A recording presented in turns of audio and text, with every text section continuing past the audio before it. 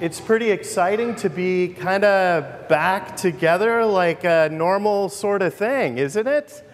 It's been a while since we've been able to gather in such a way and celebrate together, right? That's the key part of it.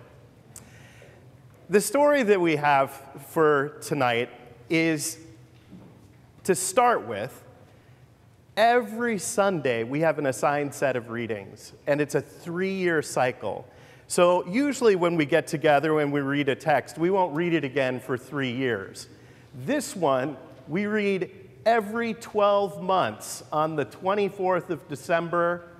Rain or shine, whatever the case is, we read this. So if you're not accustomed to listening closely to the readings or might miss a few between Sundays and wonder why the guy called Quirinius sounds familiar, that's why. Every time, it's the one we read.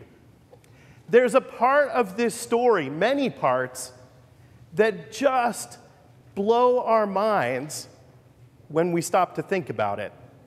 But I think the challenge is that we often don't stop to think about it. We often just kind of nod and move on. We know the story. We know the pieces. We know Mary and Joseph, they go to Bethlehem. We know all of this. But if we stop for a minute, this story is outlandish. Jesus, the Son of God, born in some remote place.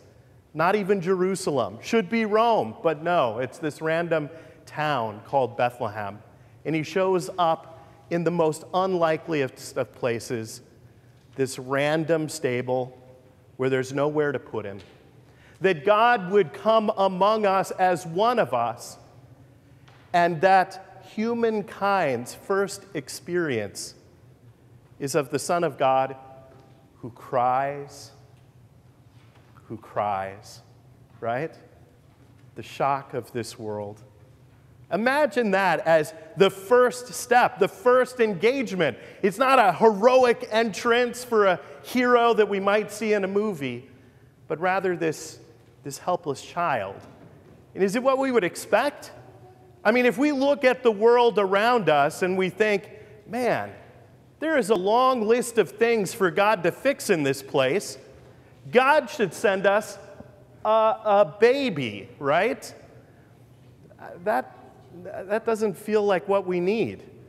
If we read the first several pages of the news, a baby feels like something that would solve very few of those items, right? And yet, God chooses to come among us in this vulnerable way, in a way that causes us to stop, a way that it is perhaps surprising, right? Surprising that God would come among us as a child.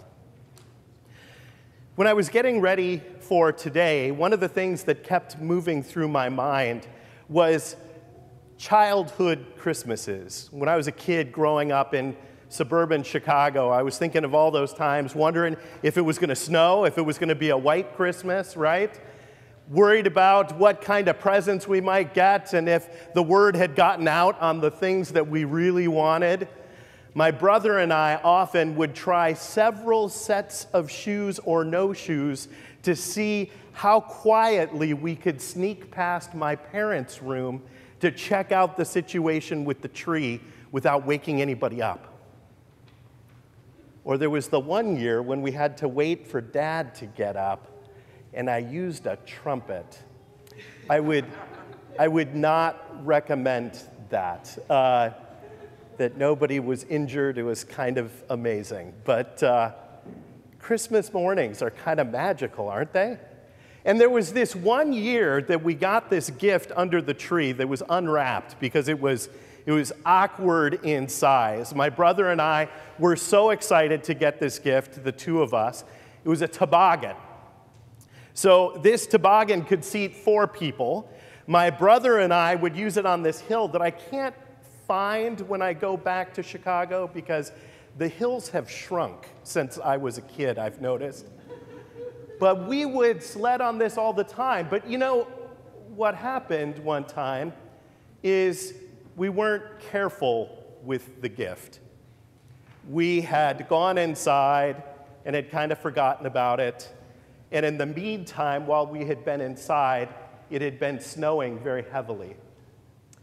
And when we went back out, the toboggan could not be found. The toboggan could not be found until the spring. And it was a little damaged and warped from the cold and the wet.